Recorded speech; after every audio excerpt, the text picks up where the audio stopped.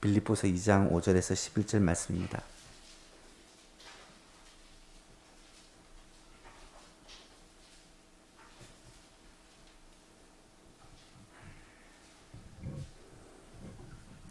빌립보서 2장 5절부터 11절까지 한 절씩 교독하겠습니다. 너희 안에 이 마음을 품으라. 곧 그리스도 예수의 마음이니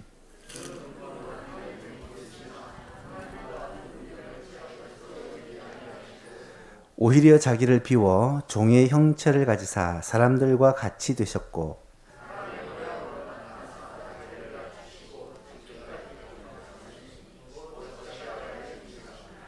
이러므로 하나님이 그를 지극히 높여 모든 이름 위에 뛰어난 이름을 주사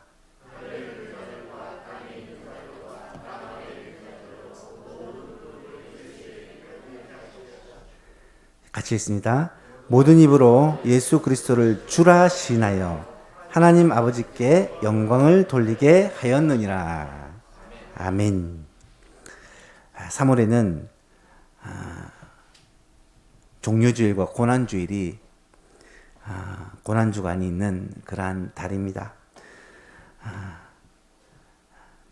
부활의 기쁨, 부활의 감격을 누리기 위해서는 반드시 십자가 고난이라는 이 아픔을 통과해야 하죠.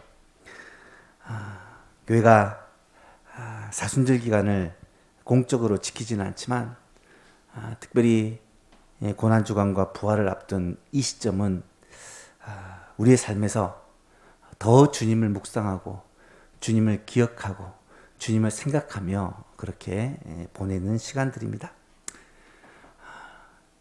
올 한 해 동안 우리 교회가 예수님을 본받기 위해 예수님을 닮아가기 위해 힘쓰는데 특별히 이 3월 한 달 동안에는 예수님의 섬김의 습관을 본받아 가자라고 목표를 정하고 함께 교회가 달려가고 있습니다.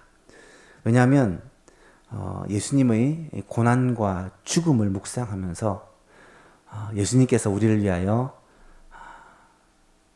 자신의 목숨을 주신 그 주님의 사랑과 섬김을 우리가 기억하고 우리를 위하여 고난에게 십자가의 길을 걸어가신 그 주님의 섬김을 기억하고 한 달을 살았으면 좋겠다라는 그런 간절한 바람 때문입니다. 예수님의 섬김에 대해 묵상을 하면서 여러 가지 말씀들이 떠오르지만 제 마음속에 가장 와닿았던 말씀이 바로 빌립보서 2장에 나타나는 이 말씀이었습니다. 이 말씀으로 설교도 많이 했고 기도할 때마다 참 이 말씀을 많이 붙들고 기도하고 내가 예수님을 닮고 싶고 예수님처럼 되고 싶은데 이 말씀을 늘 마음에 새기면서 그렇게 예수님을 바라보았습니다. 예수만교회 성도님들도 이 바울의 고백이 바울의 고백으로 끝나는 것이 아니라 우리의 고백이 또 우리의 실제 삶의 고백이 되어지는 놀라운 은혜가 있기를 원하고요. 예수님의 그 마음을 우리도 품는 그런 모든 성도님이 될 수 있기를 주님의 이름으로 축복합니다. 우리가 꼭 품어야 될 예수님의 마음, 어떤 마음일까?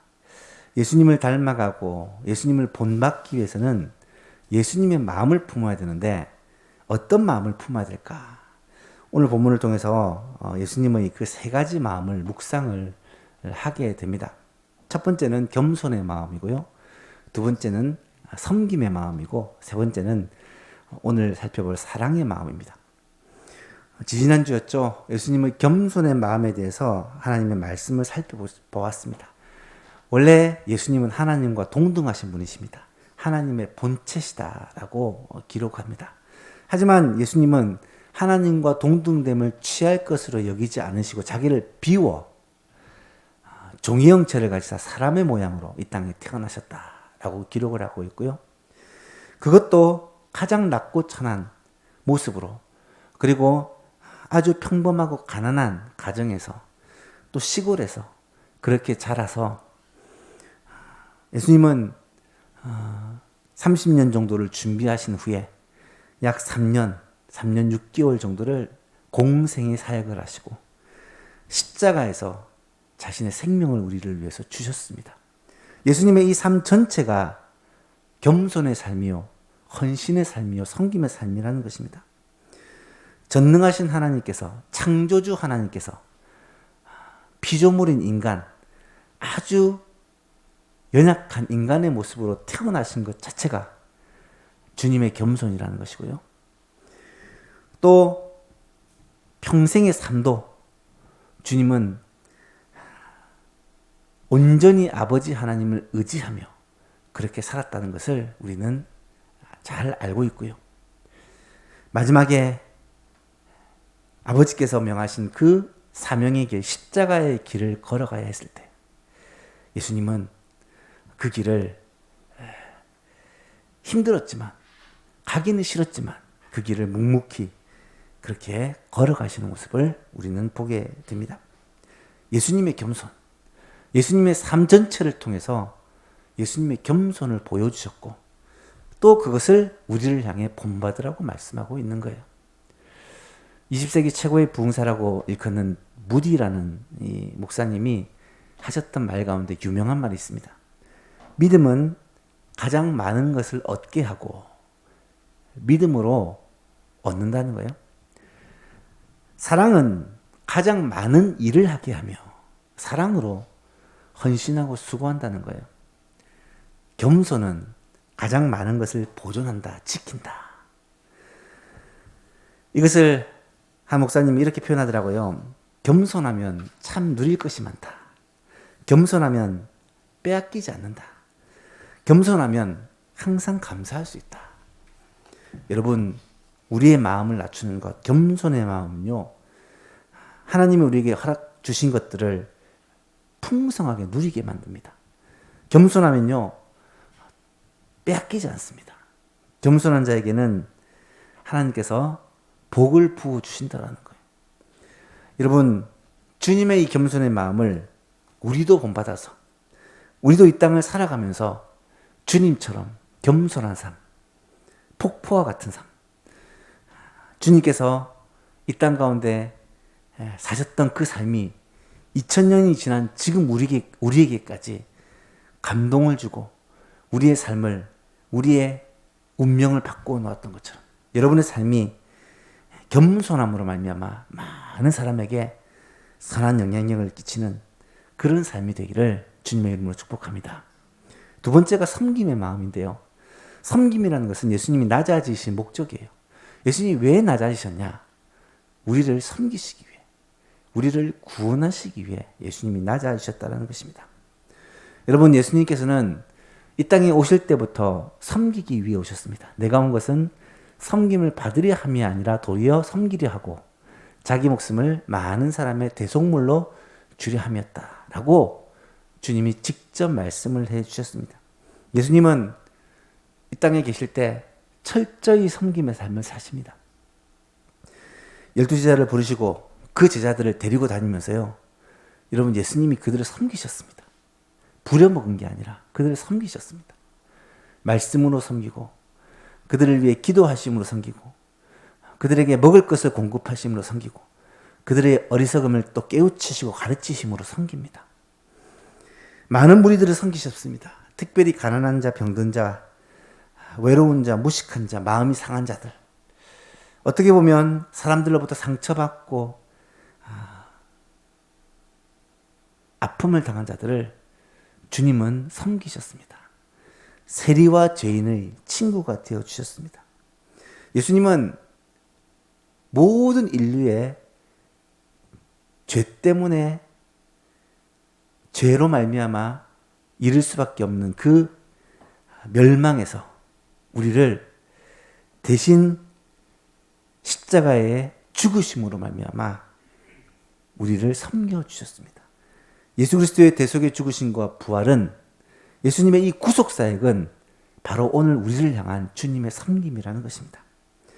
예수님은 이런 섬김을 보여주시면서 뭐라고 명령을 하시냐면, 제자들을 향해 내가 너희를 섬긴 것처럼 너희도 서로를 섬기는 자가 되라 라고 말씀하십니다. 내가 이 섬김의 마음을 가지고 너희를 섬겼던 것처럼 너희도 이 예수님의 섬김의 마음을 가지고 다른 사람들을, 이웃을, 가족들을, 성도들을 섬기라는 것입니다. 사랑하는 예수만 교신 여러분, 우리 예수만 교회가 섬김으로 풍성한 교회가 될 수 있기를 축복합니다. 특별히 3월 한 달 동안 예수님의 십자가와 고난을 묵상하는 가운데, 그 주님의 마음을 묵상하는 가운데 예수님의 섬김의 모습이 우리 삶 가운데 우리의 말과 행동을 통해 나타나는 놀라운 은혜가 있기를 주님의 이름으로 축복합니다. 마지막 오늘은 예수님의 사랑의 마음에 대해 생각해 보고자 합니다. 예수님의 겸손과 섬김에 대해서 말씀을 드렸는데요. 예수님의 겸손으로 말미암아, 예수님의 섬김으로 말미암아 오늘 우리가 구원을 받게 되었는데, 그렇게 하신 동기가 무엇이냐? 왜 예수님은 나를 위해서 생명을 주신 것이냐? 왜 예수님은 나를 위해 그 많은 고난을 당하신 것이냐? 왜 예수님께서는 나를 위해 이 땅에 오시는 그 성육신이라는 어마어마한 겸손을 행하신 것이냐? 그 이유는 한 가지입니다. 사랑 때문에, 사랑 때문에. 요한복음 3장 16절 성경의 요절이라고 하죠. 하나님이 세상을 이처럼 사랑하사 독생자를 주셨으니, 하나님의 사랑을 자기 아들을 아끼지 아니하시고 우리에게 주신 것으로 그 사랑을 표현하고 있어요. 여러분, 예수 그리스도께서 이 땅에 오신 것은요, 하나님의 사랑 때문입니다. 하나님 아버지의 사랑 때문이고요, 예수 그리스도의 사랑 때문입니다. 사랑 때문에 이 땅에 오시고, 사랑 때문에 십자가를 져주셨습니다. 그래서 이는 그를 믿는 자마다 멸망하지 않고 영생을 얻게 하려 하십니다.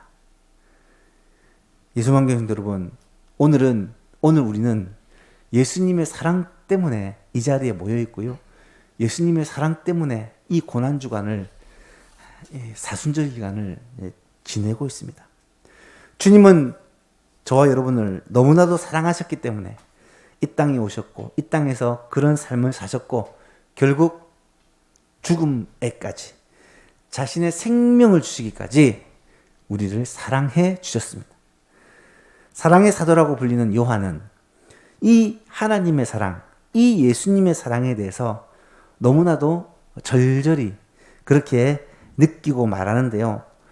그 예수님에 대해, 하나님에 대해 특별히 뭐라고 말하냐면, 사랑은 하나님 자체다. 사랑은 예수님 자체다. 예수님은 많은 성품 중에 하나가 아니라 사랑이 곧 예수님이고 사랑이 곧 하나님이라고 그렇게 말을 합니다. 요한일서 4장에 보니까, 사랑하는 자들아 우리가 서로 사랑하자. 사랑은 하나님께 속한 것이니 사랑하는 자마다 하나님으로부터 나서 하나님을 알고, 사랑하지 아니하는 자는 하나님을 알지 못하나니. 뭐라고요? 이는 하나님은 사랑이심이라. 그 이유는 하나님께서 사랑이시기 때문이라는 거예요. 하나님 자체가 사랑이라는 거예요. 하나님의 사랑이 우리에게 이렇게 나타난 바 되었으니, 하나님이 자기의 독생자를 세상에 보내심은 그로 말미암아 우리를 살리려 하심이라. 사랑은 여기 있으니 우리가 하나님을 사랑한 것이 아니요 하나님께서 우리를 사랑하사 우리 죄를 속하기 위하여 화목 제물로 그 아들을 보내셨습니다. 사랑하는 자들아, 하나님이 이같이 우리를 사랑하셨으니 우리도 서로 사랑하는 것이 마땅하도다. 아멘. 여러분, 하나님은 사랑이십니다. 하나님의 사랑이 우리에게 이렇게 나타난 바 되셨습니다. 독생자 예수 그리스도께서 이 땅에 오셔서 우리 죄를 대신 지시고 십자가에 죽으심으로 우리의 죄 문제를 해결해 주신 것, 이것은 하나님의 사랑입니다. 예수님은 우리를 위해서 화목 제물이 되어 주셨습니다. 왜요? 우리를 사랑하시기 때문에. 이 엄청난 사랑을 우리가 받았기 때문에 우리도 서로를 사랑하는 것이 마땅하다라고 요한은 부르짖고 있는 것입니다. 예수님은 이 땅을 사시는 동안에 사랑의 본을 친히 보여주십니다. 특별히 예수님의 사랑이 너무너무 뼈저리게 느껴지는 말씀은요, 제가 늘 얘기하는, 너무 좋아하는 요한복음 13장에서 17장 말씀이에요. 지금 새벽기도 묵상을 하고 있는 말씀인데요. 요한복음 13장에서 17장까지는 예수님께서 마지막 유월절 만찬을 제자들과 함께 나누시면서 그곳에서 제자들과 함께 이야기한 다락방 강화라고 표현을 합니다. 그 마가 요한의 다락방에서 제자들과 함께한 시간에 말씀하셨던 그러한 내용들이에요. 그것은요, 주님의 사랑의 그 메시지로 가득 차 있어요. 몇 가지만을 뽑아봤는데요. 13장 1절에 보니까 6월절 전에 예수께서 자기가 세상을 떠나 아버지께로 돌아가실 때가 이른 줄 아시고 세상에 있는 자기 사람들을 사랑하시되 끝까지 사랑하시니라. 끝까지 사랑하시니라. 시간적 개념으로 말하면 영원토록, 그 정도의 개념으로 말하면 자신의 생명을 주시기까지, 진짜 모든 것을 다해서, 범위를 말한다면 끝까지, 마지막까지.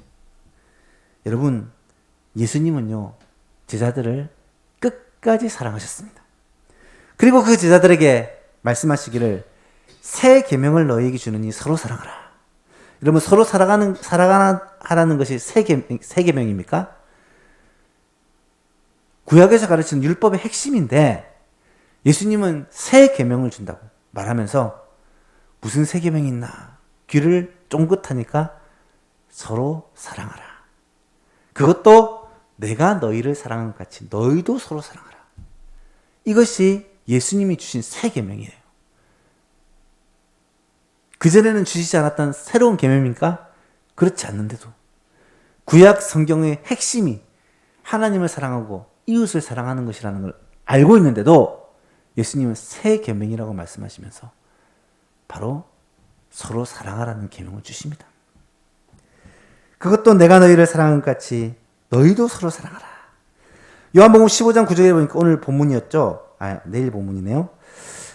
아버지께서 나를 사랑한 것 같이 나도 너희를 사랑하였으니, 하나님 아버지께서 나를 사랑한 것처럼 나도 너희를 사랑하셨으니, 사랑은 내리사랑이라는 거예요.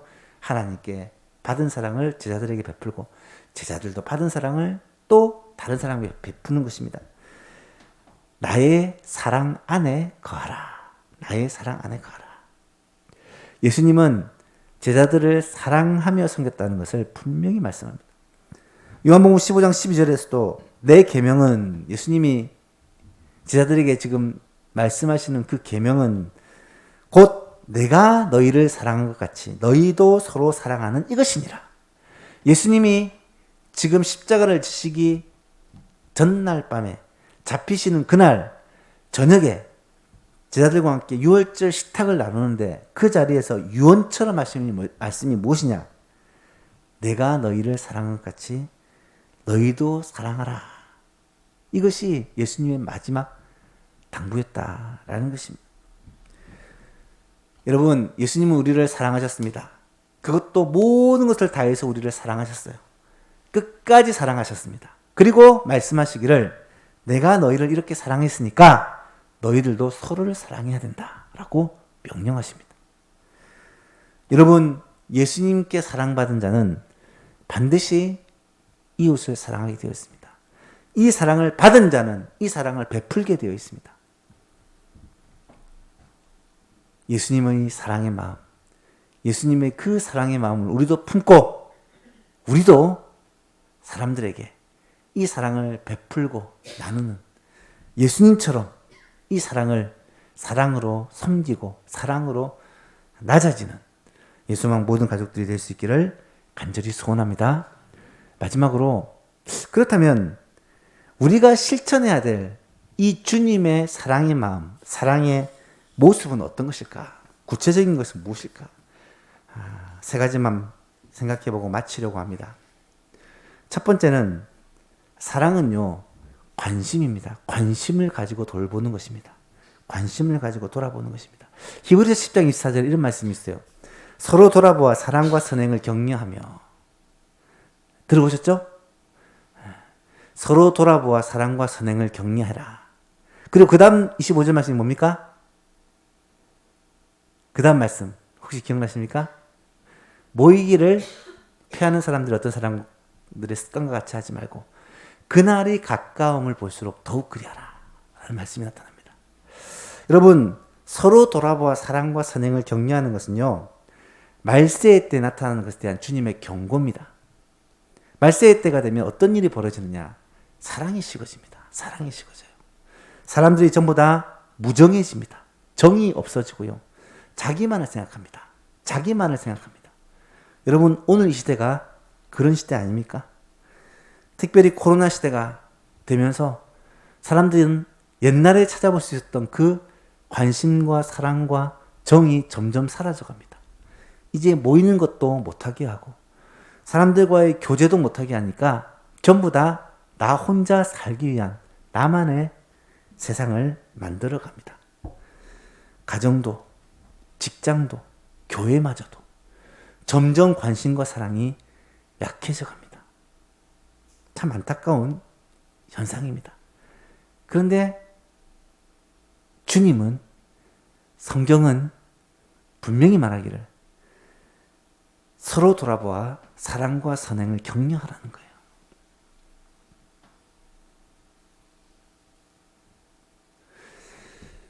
사랑하는 성도 여러분, 이것은 신앙생활에 있어서 매우 중요한 부분이라고 저는 생각합니다. 심지어 바울이 디모데에게 편지를 보내면서 이런 말을 해요. 누구든지 자기 친족, 특히 자기 가족을 돌보지 아니하면 믿음을 배반한 자여 불신자보다 더 악한 자다. 오늘 제가 가르쳤던 제자 중에 한 명한테 문자를 받았는데, 결혼해서 살고 있는데 이혼을 해야 될 것 같다고 문자가 와서 한참 좀 상담을 한 적이 있습니다. 결론은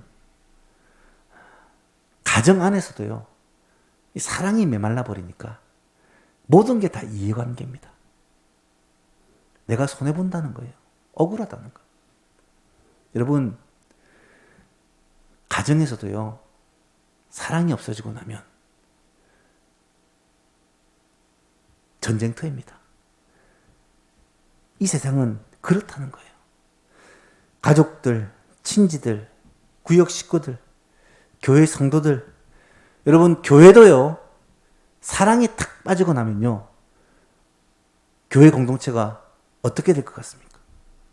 사랑이 없는 공동체, 관심이 없는 공동체는요, 쌀벌한 공동체가 될 것입니다. 이해관계를 가지고 모이는 공동체가 되고 말 거예요. 관심을 가지고 사랑으로 이 얘기를 들어주고 위에서 기도해주고 도울 것이 없는가를 찾아보고, 여러분, 이것이 하나님의 나라고 이것이 천국의 모습이지 않습니까? 사랑은요, 있어서도 되고 없어도 되는 이런 것이 아니라, 사랑은 하나님의 공동체, 하나님의 나라에 있어서는 없어서는 안 되는 가장 소중한 것이다 라는 사실을 우리는 알게 됩니다. 성경을 요약하면 뭐라고 예수님은 결론을 말합니까? 하나님을 사랑하고 이웃을 사랑하는 것으로 결론을 내립니다. 성경이 말하는 계명은 뭐냐? 하나님 사랑과 이웃 사랑이다. 이거예요. 여러분, 이웃이 누굽니까? 우리의 이웃은 누가복음 10장에 보면 예수님께서 선한 사마리아의 비유를 하시잖아요. 그 비유의 결론이 무엇이냐면, 내 생각에는 이 세 사람 중에 누가 강도 만난 자의 이웃이 되겠느냐. 이 세 사람은 제사장과 레위인과 사마리아인을 말해요. 이 세 사람 중에 누가 강도 만난 사람의 이웃이 되겠느냐. 이르되 자비를 베푼 자니이다. 예수께서 이르시되 가서 너도 이와 같이 하라 하시니라. 어떤 사람을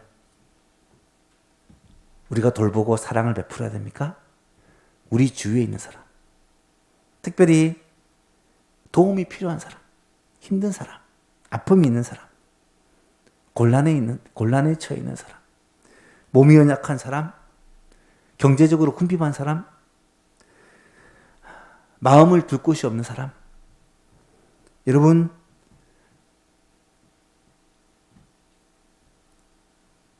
서로 돌아보아 사랑과 선행을 격려하는 것. 이것이 교회가 해야 될 일이요. 우리 교회에 맡기신 주님의 사명이라는 거예요. 오늘 보면 바로 앞에 2장 4절에는 뭐라고 말하냐면 각각 자기 일을 돌볼 뿐더러 또한 각각 다른 사람들의 일을 돌보아 나의 기쁨을 충만하게 하라. 이 말은 내 일에만 관심을 갖는 것은 하나님이 기쁘시게 하는 것이 아니라는 말입니다. 나의 일에 관심이 있는 것처럼 다른 사람의 일도 좀 돌아보아야 된다는 거예요. 그럴 때 하나님이 기뻐하신다. 하나님의 기쁨이 된다. 코로나로 말미암아 구역 활동이 정지되고 전도회 활동이 정지되고 모임들이 다 이렇게 막히고 나니까 관심과 사랑이 사라져버리지 않나. 굉장히 걱정이 됩니다. 이제 조금씩 회복되어 가는 가운데 우리의 사랑도 관심도 회복되어 갈 수 있기를 주님의 이름으로 축복합니다. 이것이 사랑을 예수님의 마음, 사랑의 마음을 품는 첫 번째 방법이고요. 두 번째는 사랑은 베푸는 것입니다. 내가 줄 수 있는 것을 주는 거예요. 어린 시절 복음송 중에 그런 복음송이 있어서 사랑은 참으로 버리는 것 기억나세요? 버리는 것 사랑은 참으로 버리는 것 더 가지지 않는 것 이상하다 동전한 잎 움켜잡으면 없어지고 쓸고 빌려주면 풍성해져 땅 위에 가득하네 오 하는 거. 저는 어릴 때 했던 찬양들이 아직도 다 기억이 나요. 그래서 초등학교 교육이 중요합니다. 사랑은 버리는 것, 나누는 것, 베푸는 거래요. 여러분, 이것은 성경이 가르치는 원리입니다. 사랑은 받는 것, 움켜쥐는 것이 아니라는 거예요. 내가 할 수 있는 수고를 하는 것입니다. 내가 할 수 있는 노력을 하는 것입니다. 물질을 나눌 수 있고 재능을 나눌 수 있고 시간을 나눌 수 있고 투자할 수 있고 수고를 할 수 있습니다. 주님을 사랑하면 주님을 위해서 이렇게 수고합니다. 헌신합니다. 교회를 사랑하면 교회를 위해서 시간을 드리고 노력을 하고 물질을 들여서 수고합니다. 사랑은요, 나누고 베푸는 거예요. 사실 이것이 쉽지 않습니다. 내가 가진 소중한 것, 이것을 조건 없이 대가 없이 베푼다라는 것이 그렇게 쉬운 일이 아닙니다. 특별히 오늘 같은 이 각박한 세상 속에, 경쟁 사회 속에, 이곳에 이런 세상에서 내 것을 가지고 나누고 베푼다는 것은 정말 쉬운 일이 아닙니다. 그러나 구원받은 성도들, 하나님으로부터 은혜와 사랑을 받은 우리들은 나누고 베풀 수가 있습니다. 문제는 내가 사랑을 받지 못하고 내가 은혜를 받지 못하고 내가 복을 받지 못하니까 나누고 베푸는 게 안 되는 거예요. 저는 사도행전 3장에 베드로와 요한이 성전 예배하러 기도하러 가다가 걷지 못하는 자, 안전뱅이가 요즘 바뀌었더라고요. 걷지 못하는 자가 있는데 그 걷지 못하는 자를 일으키는 장면을 기록하고 있습니다. 기억나시죠? 그때 그 걷지 못하는 자가 베드로와 요한에게 구걸을 하죠. 한 푼 줍시오. 그러니까 베드로와 요한이 뭐라고 말합니까? 금과 은은 내게 얻거니와 내게 있는 것으로 내게 있는 이것을 내게 주노니 곧 나사렛 예수 그리스도의 이름으로 일어나 걸어라 라고 말합니다. 금과 은은 내게 없지만 내게 있는 이것을 너에게 주는데 곧 나사렛 예수 이름으로 일어나 걸어라 라고 선포합니다. 여러분, 베드로와 요한에게 없는 것은 무엇이었습니까? 금과 은입니다. 지금 이 걷지 못하는 사람이 달라고 구걸하는 것이 돈이에요, 돈. 근데 베드로와 요한에게는 돈이 없었습니다. 돈이 없으니까 어쩌겠니? 할 수 없지.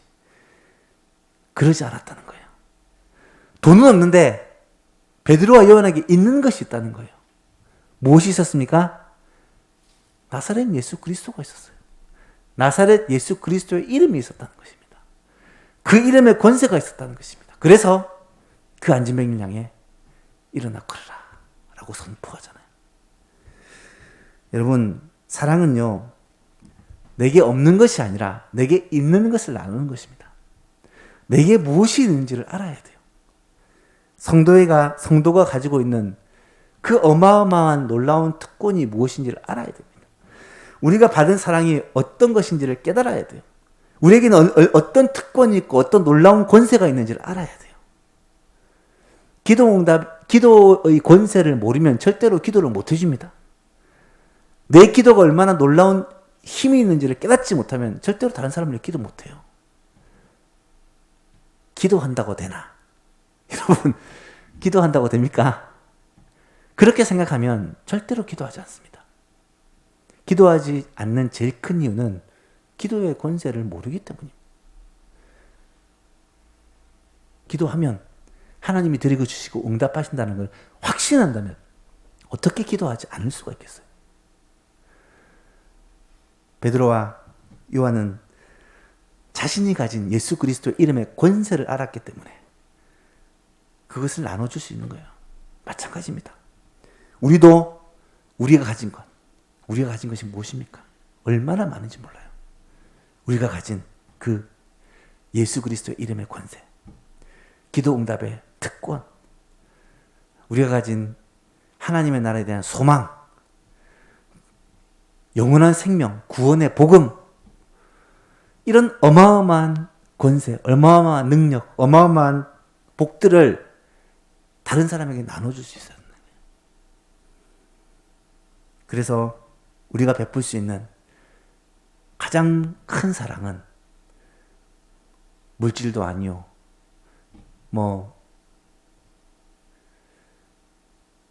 우리의 육신의 섬김, 낮아진 시간, 에너지 다 물론 좋겠지만 우리가 섬길 수 있는 가장 큰 그 선물은 바로 우리 안에 있는 예수 그리스도, 생명의 복음. 여러분, 이것이 다른 사람에게 나눌 수 있는 최고의 선물이 아니겠습니까? 이번 부활절은 그런 체험을 하는 부활절이 되었으면 좋겠어요. 전도를 쉰 지가 너무 오래되었잖아요. 코로나라는 핑계로 정말 아무것도 안 한 지가 너무 오래되었잖아요. 이제는 우리가 다시 힘을 내요. 성도로서의 본분을 다시 한번 깨닫고 우리가 무엇하는 사람인지, 무엇 때문에 이 땅에 존재하는 사람인지, 무엇을 위해 살아가는 사람인지를 깨닫고 다시금 우리의 본분과 사명을 감당하는 예수망 교회가 되었으면 좋겠어요. 고난주간을 보내면서 주님의 그 사랑, 주님의 그 은혜를 묵상하고 내가 받은 은혜를 이제 다른 사람에게 좀 베풀고 나누어주고, 그래서 올해부터는 다시금 우리 특별 새벽기도도 다시 하자고요. 그리고 전도도 하자고요. 부활의 이 소식, 이 부활의 기쁨을 사람들과 나눠야죠.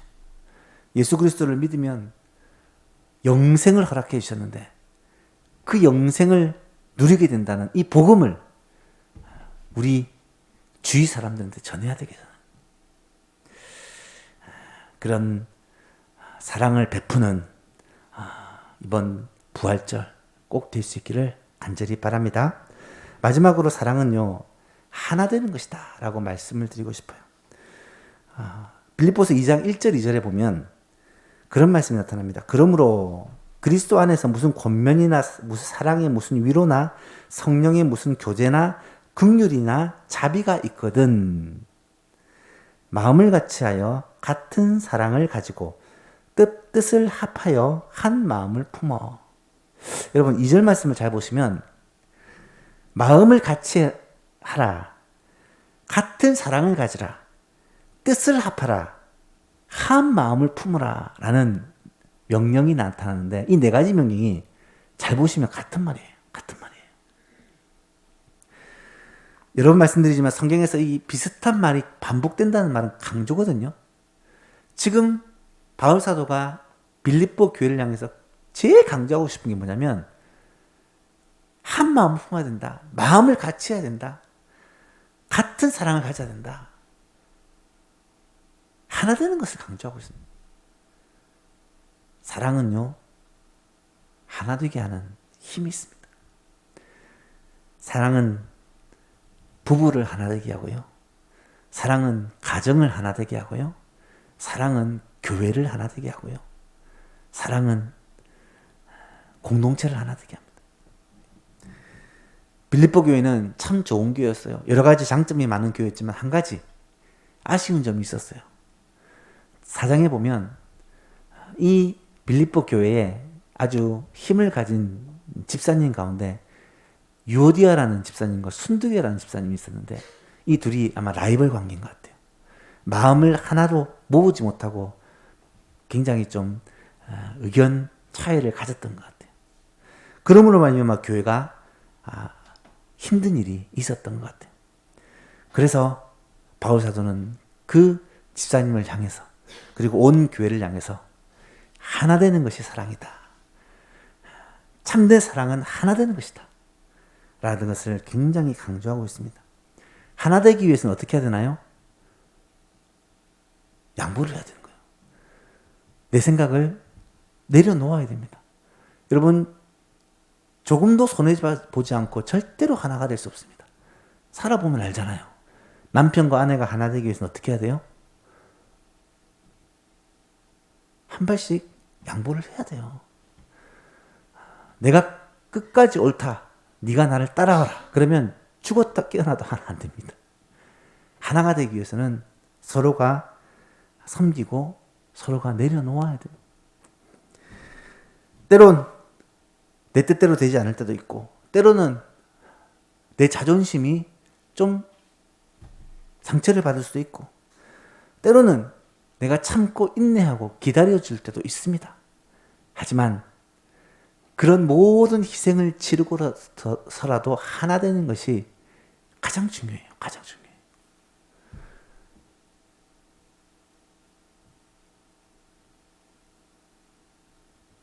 교회가 나누어지는 경우를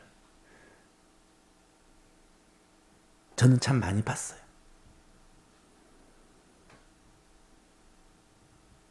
제가 다니는 교회도 찢어지고 갈라진 교회에 또 그런 교회만 또 아버지께서 목회하러 가시더라고요. 그래서 그런 교회, 상처받은 교회를 여러 번 경험한 저도 그런 아픔이 있는 교회에 오게 될 줄은 몰랐어요. 여러분, 하나 되는 것 너무 소중한 것입니다.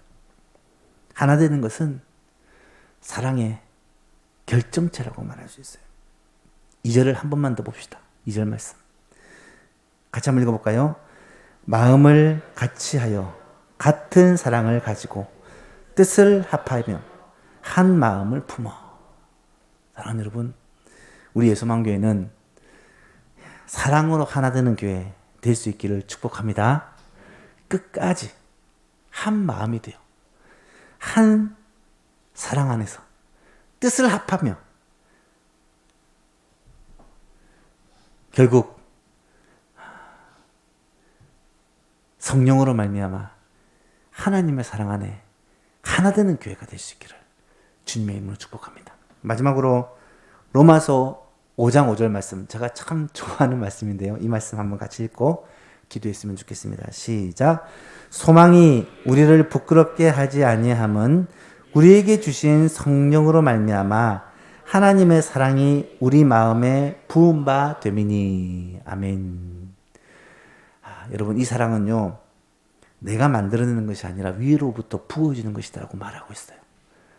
하나님의 사랑은요, 내가 사랑해야지 애써서 사랑할 수 있는 게 아니라, 물론 의지도 사랑을 위해서 사용되어야 되지만 이 사랑은 위로부터 부어지는 것이다 라고 말씀을 합니다.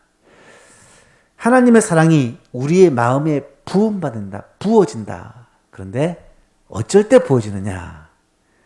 우리에게 주신 성령으로 말미암아 부어진다. 하나님의 사랑이 우리의 마음에 부어지기 위해서는요, 결국 성령으로 충만해야 됩니다. 성령으로 충만하기 위해서는 결국 말씀과 기도로 주님과 교제해야 돼요. 주님과 만나야 됩니다.